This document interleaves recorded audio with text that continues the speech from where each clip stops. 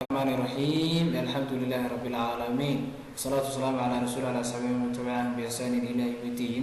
This is RMC. How are you? All of you, I hope that you are well. Okay.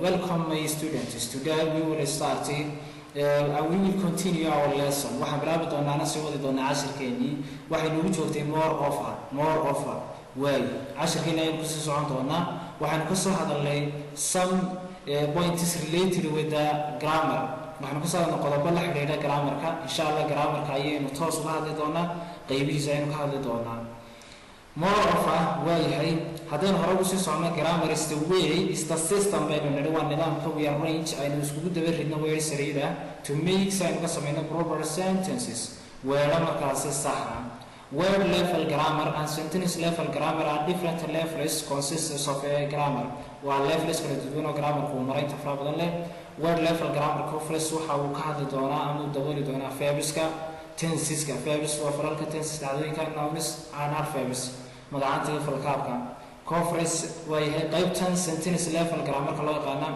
it covers phrases clauses reported speech waa qaybo iyaguna ka mid ah qaybaha sentence-ka. Okay, if we talk about word level grammar haddii aynu ka hadalo heerka markaasi ereyga grammarka markaasi qaybtan loo yaqaano there is 8 parts of speech waxaa jira 8 qaybood oo uu leeyahay luqadda ingiriisigu waa ereyga ingiriisiga. These are the words kuwa that you use adu adeegsanayso to make a sentence inaad sentence ka samayso. If you want to make a good sentence you have to use these 8 parts sideedan qaybood baad adeegsan doontaa insha allah.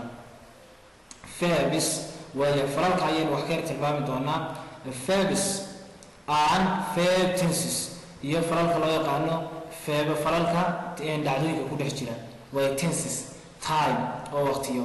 Okay, verbs waxa ka hadlaan action verbs baa jira. Express waxa tilmaama what's happening waxa dhacaya sida do work kill waxa la raacan waa faralkana waxa ku tusinaya inta faraha badan leh something that's happening shay dhacaya ay ku tusinayaan wax la qabanayo sida do work kill etc. There is another part of verbs which is called state verbs faralka iyagu ku tusinaya marxaladda. They express waxay tilmaamaan a situation xaalad why this include be and have waxa kamid ah sagana be iyo have ayaa kamid ah waxaan ku dhigan doonaa shalay oo balaaranayeen si dhigan doonaa qaybaheena dambe way hadeen hore u soo socnaa waxaan soo tilmaamnay verbs oo soo tilmaamnay nouns represent people magacaantu waxay taagan yihiin dad ayay taagnaan karaan sida teacher macallin mary places mary taagnaan karaan town asia and things shayay taagnaan karaan table music etc. There is adjectives waxa jira sidoo kale adjectives iyaguna. An adjective is a word where array that tells us waxa nooga sheega markaasi tell us waxa noo sheega more about a noun way magaca iyo nooga hormaynta fara badan leh sida big win red as expensive qaaliya way waxaan oran karnaa markaasi big ben qalin aad weyn ayaan oran karnaa wuxuu tilmaani naga siiyay qalinka.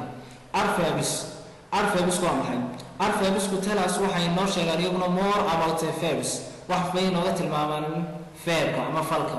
Adjectiveska or adverbs another adverbs kale ayay noo tilmaami karaan. Loudly baa kamid ah si sare really xaqiiqdiisa xaqiiqan extremely way si aada. There is a prepositions waxa jira iyaguna prepositions waa meelayaal. Preposition expresses waxa uu tibaaxa the relationship xiriirka uu magac leeyahay the relationship of a noun xiriirka magac leeyahay oo baranaana ma magacyada to another word qaybaha kale ee markaasi erey sentence ku jira or to another word erey kale at in from these are some preposition words where preposition. Okay, hadaan casharkeena ku sii socono pronouns waa small words where ay gaaban ama yar like sida you yours some that can take kuwaasoo degi kara ama qaadan kara the place of a noun meesha magacu dego ayay degi karaan. Conjunctions join waxay isku xidhaan two parts of a sentence. Laba qaybood oo kamid ah sentence-ka. Ereyadiisa aan but though ba kamid ah. Interjection is short exclamations with no real grammatical value. Kuwan hadda waxa weeyaan waa ereyo loo adeegsado for exclamation. They have no real grammatical value. Malaha iyagu wax qiimeyn oo dhanka grammarka lagu qiimeeyo.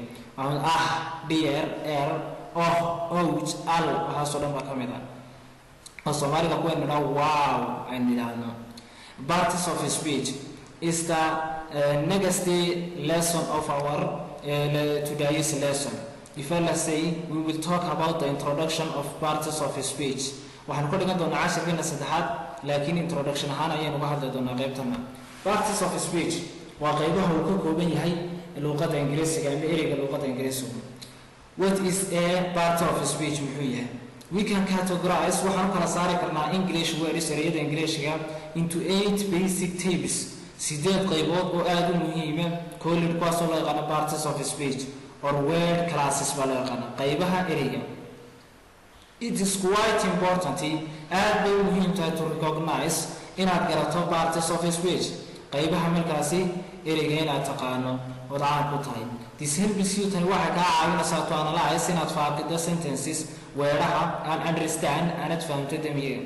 It also helps you waxay kaa caawinaysaa to construct inaad dhisi karto a good sentence aad u wanaagsan inaad dhisi karto ayay isna kaa caawinaysaa. Okay, today my students we will stop here. halkaas ayaan kasii wadi doonaa insha Allah casharkeena saddexaad. Thank you very much. Okay.